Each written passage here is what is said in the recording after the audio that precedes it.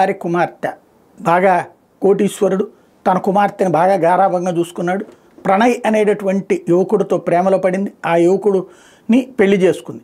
దళిత యువకుడు, అతనికి సంబంధించి అమ్మాయి ఇష్టపడిందని తెలిసి పెళ్లి చేసుకున్నటువంటి సందర్భంలో పట్టనట్టు వ్యవహరించి ఆ తర్వాత అబ్బాయిని హత్య చేసినటువంటి సంఘటన ఇది అప్పట్లో పెద్ద ఎత్తున చర్చకి తావిచ్చినటువంటి అంశం. ఆ అమ్మాయి తన తల్లిదండ్రుల్ని ఎలాగ నిలదీసింది ఈ పాయింట్తో అప్పటి నుంచి జరిగినటువంటి పరిణామం అంతా ప్రపంచమంతా చూసింది.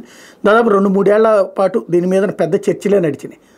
ఆ తర్వాతన ఎవరి పని వాళ్ళు చేసుకుంటున్నారు, ఎవరి జీవితం వాళ్ళది. ఇవాళ 6 సంవత్సరాల తర్వాతన సాధారణంగా మొన్ననే వివేకానంద రెడ్డి గారి హత్య కేసులో 2 ఏళ్ళు అయింది, 3 ఏళ్ళు అయింది, తీర్పు రావట్లేదని నేను చెప్పి ఏళ్ల తరబడి పడతా ఉంటుంటే మర్డర్ కేసులు అన్నట్టు. ఇప్పుడు ఇట్లాగే 6 సంవత్సరాల తర్వాతన ఇవాళ న్యాయస్థానం తీర్పిచ్చింది. ఎవరైతే అందులో ప్రథమ ముద్దాయిగా ఉన్నటువంటి శర్మకు వచ్చేటప్పటికి ఏకంగా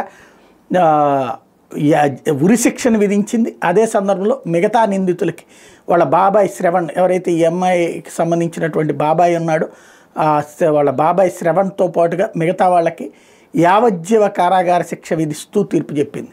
ఇక దీని మీద అప్పీల్కి వెళ్తామని కుటుంబ సభ్యులు అంటున్నారు. అదే సందర్భంలో ఉరిశిక్ష మీద అప్పీల్కి కూడా వెళ్ళేటటువంటి అవకాశం ఉంటుంది. ఏం జరుగుతుందో చూడాలి.